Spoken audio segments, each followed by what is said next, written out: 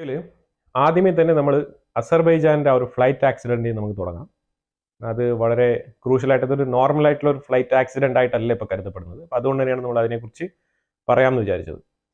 അതിലിപ്പോൾ ഈ ഒരു റഷ്യ ഉക്രൈൻ ഈ ഒരു ക്ലാഷ് നടന്നുകൊണ്ടിരിക്കുന്ന സമയത്ത് ഈ ഒരു അപകടം സംഭവിച്ചത് കൊണ്ട് തന്നെ അതിൽ ഒരുപാട് ഇപ്പം 3 സൈഡിലുള്ള, അതായത് അസർബൈജാൻ, അതേപോലെ തന്നെ കസഖിസ്ഥാൻ, റഷ്യ, 3 ഗവൺമെൻറ്റുകളും ഇതിൽ കേസെടുത്ത് അന്വേഷണം തുടരുകയാണ്.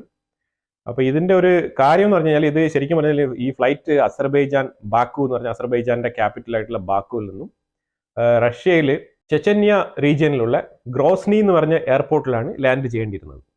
അപ്പോൾ അവിടെ ഇത് കൂടുതലായിട്ടുള്ള മഞ്ഞ് വീഴ്ച കൊണ്ട് ഇതിൻ്റെ ഡയറക്ഷൻ മാറ്റി വിട്ടതായിട്ടാണ് പറയപ്പെടുന്നത്. പക്ഷേ ഇതിൽ 2 കാര്യങ്ങൾ ശ്രദ്ധിക്കേണ്ടത്, ഈ റഷ്യ ചെച്ചന്യ എയർപോർട്ട് ഇരിക്കുന്നത് ലെഫ്റ്റ് സൈഡിലും, അതുപോലെ തന്നെ ഈ കസഖിസ്ഥാൻ എന്ന് പറഞ്ഞ് ഇപ്പോൾ ക്രാഷ് ലാൻഡിങ് ചെയ്തിരിക്കുന്ന ആ ഒരു സ്ഥലം ഇരിക്കുന്നത് റൈറ്റ് സൈഡിലുമാണ്. 2 ഓപ്പോസിറ്റ് ഡയറക്ഷനിലാണ്. ഈ കാസ്പിയൻ സീയുടെ 2 ഓപ്പോസിറ്റ് ഡയറക്ഷനിലാണ് ഇത് ഇരിക്കുന്നത്. ശരിക്കും ഫ്ലൈറ്റ് ലെഫ്റ്റ് സൈഡിലേക്ക് വരേണ്ടതാണ്, റൈറ്റ് സൈഡിലേക്കാണ് പോയിരിക്കുന്നത്.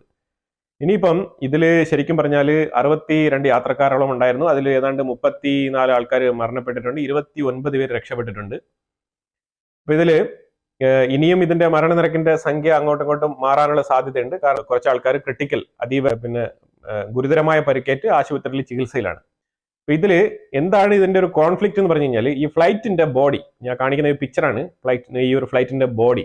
ഇത് കസഖിസ്ഥാനിൽ അക്ടാവു എന്ന് പറഞ്ഞ ആ ഒരു എയർപോർട്ടിനെ ലക്ഷ്യമാക്കിയാണ് ഇത് ലാൻഡ് ചെയ്യാൻ പോയത്. പക്ഷേ നിർഭാഗ്യം ആ എയർപോർട്ടിൽ അവിടെ എത്താൻ പറ്റില്ല. 3 കിലോമീറ്റർ ഡിസ്റ്റൻസിൽ തന്നെ ക്രാഷ് ലാൻഡിങ്, ആ എയർപോർട്ടിൽ എത്തുന്നതിന് മുമ്പ് 3 കിലോമീറ്ററിൽ വെച്ച് തന്നെ ക്രാഷ് ലാൻഡിങ് ചെയ്യേണ്ടി വന്നതാണ്.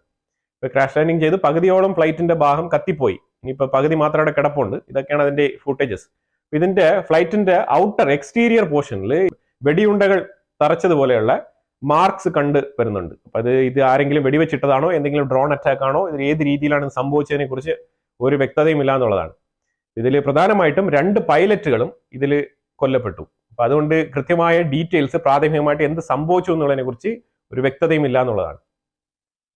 അപ്പൊ ഇതിന്റെ കമാൻഡ് ബോക്സിൽ, അതായത് ഇതിന്റെ ഒരു ബ്ലാക്ക് ബോക്സ് എന്നൊക്കെ പറയപ്പെടുന്ന, അതിൽ നിന്ന് കിട്ടിയ ഇൻഫർമേഷൻ എന്ന് പറഞ്ഞു കഴിഞ്ഞാൽ, ഇവർ ഡീവിയേഷൻ, എമർജൻസി ലാൻഡിങ്ങിന് വേണ്ടി ഇവർ ചോദിക്കുകയും അപ്പോഴത്തേക്കും കസഖിസ്ഥാനിലോട്ടാണ് ഈ ഫ്ലൈറ്റ് ഡീവിയേറ്റ് ആയി പോയതായിട്ടാണ് ഇതിന്റെ പ്രൈമറി മെസ്സേജ് അതിനകത്ത് കാണാൻ കഴിയുന്നത്. 9/11 നടന്ന അറ്റാക്ക് മാതൃകയിൽ ഒരു അറ്റാക്ക് ഉക്രൈൻ റഷ്യക്കുള്ളിൽ നടത്തിയിട്ടുണ്ടായിരുന്നു 3 ദിവസങ്ങൾക്ക് മുമ്പ്. അപ്പൊ അതിന്റെ ഒരു ഇമേജ് ഞാൻ ഇവിടെ വെക്കാം, നിങ്ങൾക്ക് കണ്ടാൽ മനസ്സിലാകാൻ പറ്റും. ഇത് ശരിക്കും ഗ്ലോബലി തന്നെ വളരെ ചർച്ച ഉണ്ടാക്കിയ ഒരു അറ്റാക്കാണ് ഉക്രൈൻ ചെയ്തത്. ആ ബിൽഡിങ്ങിന്റെ മുകളിൽ തന്നെ ഡ്രോൺ കൊണ്ട് അറ്റാക്ക് ചെയ്തത്. അപ്പൊ അത് ആ രീതിയിലാണ് ഉക്രൈൻ ഇപ്പം വളരെ അഗ്രസീവായിട്ട് പെരുമാറിക്കൊണ്ടിരിക്കുന്നത്. ഇനി ഒരു പക്ഷേ ഇത് ഏതെങ്കിലും ഒരു ഡ്രോൺ ആണ് ഡയറക്ഷൻ മാറ്റിയെന്നാണല്ലോ. കാരണം ഇത് ശരിക്കും റഷ്യയുടെ ഭാഗത്തേക്ക് പോകേണ്ടിരുന്ന ഫ്ലൈറ്റ് ആണ്. അപ്പൊ ഇത് കസഖിസ്ഥാൻ ഭാഗത്തേക്ക് വരുന്നത് കൊണ്ട് തന്നെ ഏതെങ്കിലും ഒരു പ്രെഡേറ്റീവ് ഡ്രോൺ വെച്ചിട്ട് അറ്റാക്ക് ചെയ്ത് ഇട്ടതാണോ എന്നുള്ള സംശയം ബലപ്പെടുന്നുണ്ട്. ഇതില് റഷ്യയുടെ ഒരു ഇന്റഗ്രിറ്റിയും ചോദ്യം ചെയ്യപ്പെടുന്നുണ്ട്, അതുപോലെ തന്നെ ഉക്രൈന്റെ ഇന്റഗ്രിറ്റിയും ചോദ്യം ചെയ്യപ്പെടുന്നുണ്ട്. അതുകൊണ്ടാണ് ഇപ്പൊ ഇത് 3 രാജ്യങ്ങൾ ഇതിനകത്ത് അന്വേഷിക്കാൻ ഇറങ്ങിയിരിക്കുന്നത്. ഈ ഫ്ലൈറ്റ് ഇങ്ങനെ അപകടത്തിൽ പെടാനുള്ള ഒരു ഏറ്റവും ഇമ്പോർട്ടന്റ് ആയിട്ടുള്ള സാധ്യത എന്ന് പറഞ്ഞു കഴിഞ്ഞാൽ GPS ജാമർ എന്നാണ് പറയപ്പെടുന്നത്. ഈ GPS ജാമർ എന്ന് പറയുമ്പോഴത്തേക്കും റഷ്യയും ഉക്രൈനും യുദ്ധം നടക്കുന്ന ഒരു സാഹചര്യത്തിൽ അവിടെ ഒരു GPS ജാമർ, അതായത് പല എയർപോർട്ടുകളിലും പല എയർ ബേസുകളിലും പല മിലിറ്ററി സ്പോട്ടുകളിലെല്ലാം ഇവർ GPS ജാമർ ഉപയോഗിക്കുന്നുണ്ട്. GPS ജാമർ വളരെ നല്ല രീതിയിൽ തന്നെ ഉപയോഗിക്കുന്നുണ്ട്. ഈ ഫ്ലൈറ്റിന്റെ ഒരു ഇൻഫർമേഷൻ, അതായത് ഈ ഫ്ലൈറ്റിന്റെ ഒരു എമർജൻസി ലാൻഡിങ്ങിന്റെ ഇൻഫർമേഷൻ വരുന്നതിന്റെ കുറച്ച് സമയങ്ങൾക്ക് മുമ്പാണ് ഒരു എയർപോർട്ട് റഷ്യ ക്ലോസ് ചെയ്തത്. അതായത് ഈ ഫ്ലൈറ്റ് റഷ്യയെ നോക്കിയാണ് പോകുന്നത്. റഷ്യയിൽ, അതായത് ഈ ചെഷന്യാൻ എന്ന് പറഞ്ഞ ആ ഒരു സ്ഥലത്ത് റീച്ച് ചെയ്യുന്നതിന് മുമ്പായിട്ട് മെഹഷ്കല എന്ന് പറഞ്ഞ സ്ഥലം, ഒരു എയർപോർട്ട് അതിന് മുമ്പ് തന്നെ ഉണ്ട്. അപ്പൊ റഷ്യക്ക് അവിടെ ലാൻഡ് ചെയ്യാൻ സാധിക്കുമായിരുന്നു. ഈ ഒരു ഫ്ലൈറ്റിന്, അസർബൈജാൻ ഈ ഒരു ഫ്ലൈറ്റിനെ അവിടെ ലാൻഡ് ചെയ്യാൻ സാധിക്കുമായിരുന്നു. അപ്പൊ അങ്ങനെയാണെങ്കിൽ ഇത്രയും ദൂരം അവർ കാസ്പിയൻ സീയിലൂടെ അത്രമാത്രം സഞ്ചരിക്കേണ്ട ഒരു ആവശ്യമില്ലായിരുന്നു. കാരണം ഇത് കുറച്ചുകൂടെ അടുത്താണ്. അതായത് ഈ ഒരു ഗ്രോസ്നി എയർപോർട്ടിന് മുമ്പ് തന്നെ ലാൻഡ് ചെയ്യാൻ പറ്റുന്ന സാഹചര്യം ഉണ്ടായിരുന്നു. പക്ഷെ ആ എയർപോർട്ട് എന്തുകൊണ്ട് ക്ലോസ് ചെയ്തു? അപ്പൊ അതിനിപ്പോ യുദ്ധ സാഹചര്യം ആയതുകൊണ്ട് തന്നെ അതിന് ഒരു കൃത്യമായ എക്സ്പ്ലനേഷൻ റഷ്യ കൊടുക്കണം എന്നില്ല, നിർബന്ധമില്ല. അവര് ചില സാങ്കേതിക കാരണങ്ങൾ കൊണ്ട് അവർക്ക് എന്തെങ്കിലും ത്രെട്ട് ഉണ്ടായിരുന്നു, അതുകൊണ്ട് അത് ക്ലോസ് ചെയ്തു എന്ന് വേണമെങ്കിൽ പറയാം. ഇനിയിപ്പോ ഇതില് മിക്കവാറും ആൾക്കാർ റഷ്യയിലുള്ള സിറ്റിസൺസും അതിനകത്ത് ഉണ്ടായിരുന്നു. കസഖിസ്ഥാൻ, കിർഗിസ്ഥാൻ, അതേപോലെ അസർബൈജാൻ, ഒബ്വിയസ്ലി ഇത്രയും കൺട്രിയിലുള്ള ആൾക്കാരാണ് അതിനകത്ത് ഉണ്ടായിരുന്നത്. അപ്പൊ എന്തായാലും ഇപ്പം തീവ്രമായ ഇൻവെസ്റ്റിഗേഷൻസ് നടക്കുകയാണ്. എന്ത് ഇൻവെസ്റ്റിഗേഷൻ നടന്നാലും ഇത് നോർമലായിട്ട് ഇരിക്കുന്ന ഒരു സിറ്റുവേഷൻസിലാണെന്നുണ്ടെങ്കിൽ ഇതിന്റെ സത്യസന്ധമായിട്ടുള്ള കാര്യം പുറത്തു വരാൻ കൂടുതൽ സാധ്യതയുണ്ട്. പക്ഷെ ഇപ്പം ഒരു യുദ്ധസമാനമായ ഒരു സാഹചര്യം നിലനിൽക്കുന്നത് കൊണ്ട് തന്നെ ഇനിയിപ്പോൾ ഇതിന്റെ സത്യസന്ധമായ കാര്യം പുറത്തു വന്നാൽ നമുക്ക് കണ്ടറിയാം, അത്രേ ഉള്ളൂ. അല്ലാന്നുണ്ടെങ്കിൽ ഇതിങ്ങനെ തന്നെ മാഞ്ഞു പോകും, അല്ലാതെ ഇതിനകത്തൊന്നും ചെയ്യാനില്ല എന്നുള്ളതാണ്. ഈ ഒരു അപകടത്തെ ചുറ്റിപ്പറ്റി ഇത്രയും കാര്യങ്ങളാണ് നടക്കുന്നത് എന്നുള്ളതാണ് നമ്മളിവിടെ ധരിപ്പിച്ചത്. അടുത്ത വിഷയം എന്ന് പറഞ്ഞാൽ ബംഗ്ലാദേശാണ്.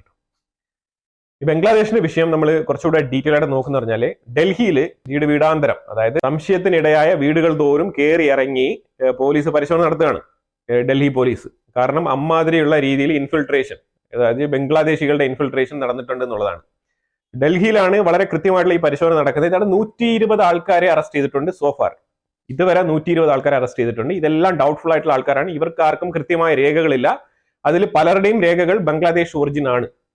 ഇവര് പതിയെ ഇതിലേക്ക് കടന്നു വന്ന് ഇങ്ങനെ ഇൻഫിൽട്രേറ്റ് ചെയ്ത് ഇങ്ങനെ രേഖകൾ മേടിക്കുക എന്നുള്ളതാണ്. പക്ഷേ ഇതിലൊരു കാര്യം നമുക്ക് പറയാനുള്ളത് വെച്ചാൽ, ഇവരെ ഇന്ത്യയെ പോലെ ഇത്രയും സ്ട്രെങ്ത് ഉള്ള ഒരു രാജ്യത്തിന്, ഇത്രയും മിലിറ്ററി പവർ ഉള്ള ഒരു രാജ്യത്തിന് ഇവരെ എന്തുകൊണ്ട് ബോർഡറിൽ തന്നെ തടയാൻ കഴിയുന്നില്ല എന്നുള്ളതാണ് ഏറ്റവും വലിയൊരു ചോദ്യമായിട്ട് നിൽക്കുന്നത്.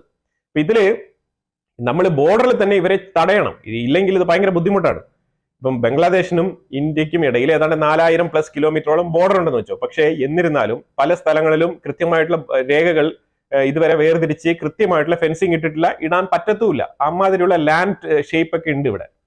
അതുകൊണ്ട് തന്നെ ഇന്ത്യൻ ആർമി ഇപ്പൊ കൃത്യമായിട്ട് തീരുമാനിച്ചിരിക്കുന്നത് ഒരു ഡിജിറ്റൽ ടെക്നോളജി ഉപയോഗിച്ചുകൊണ്ട് ഈ ഒരു ഇൻഫിൽട്രേഷനെ തടയാൻ കഴിയുമോ എന്നുള്ള രീതിയിലുള്ള പരീക്ഷണങ്ങളാണ് ഇപ്പൊ നടത്തുന്നത്. ഇപ്പോഴാണോ പരീക്ഷണം നടത്തേണ്ടത്? ഇതൊക്കെ ഏത് കാലഘട്ടത്തിൽ ചെയ്യേണ്ട വിഷയങ്ങളാണ്.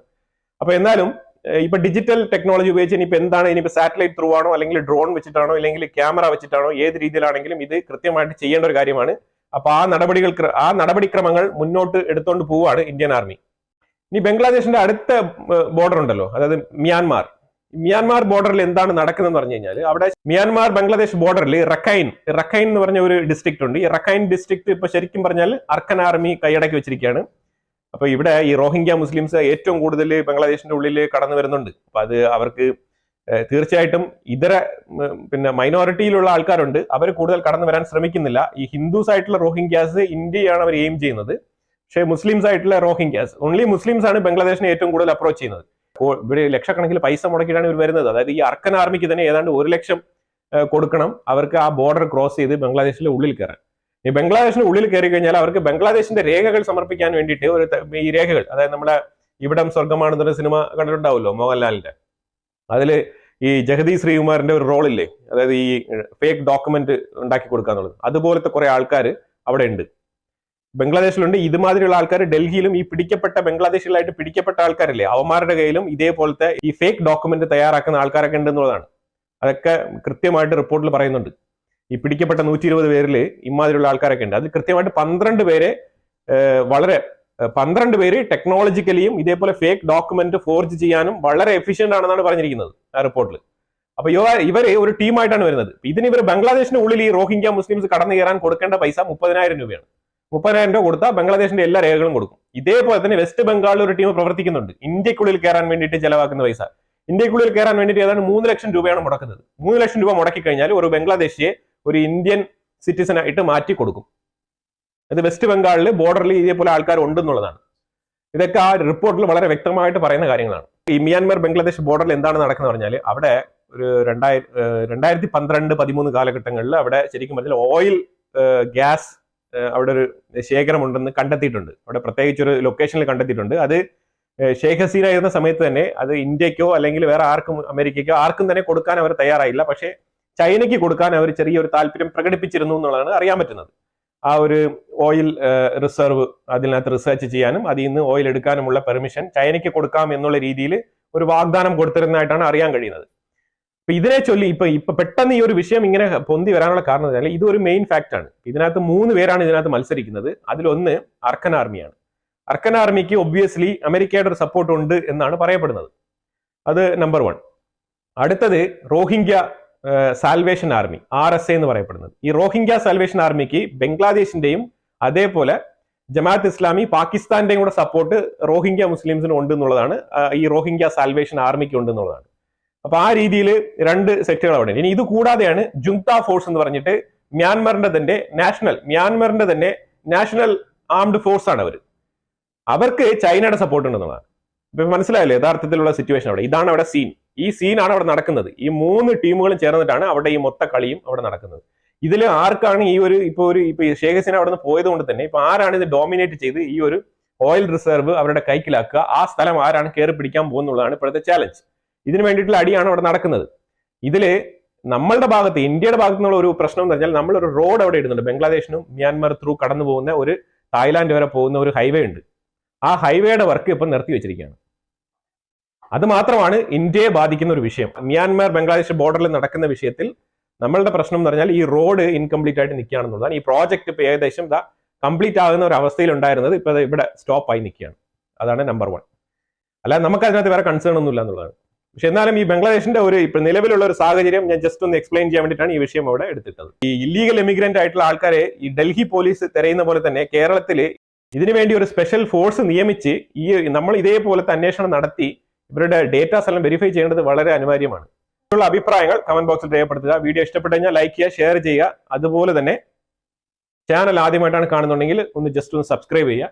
വീണ്ടും അടുത്തൊരു വിഷയമായിട്ട് വരാം. Thank you so much.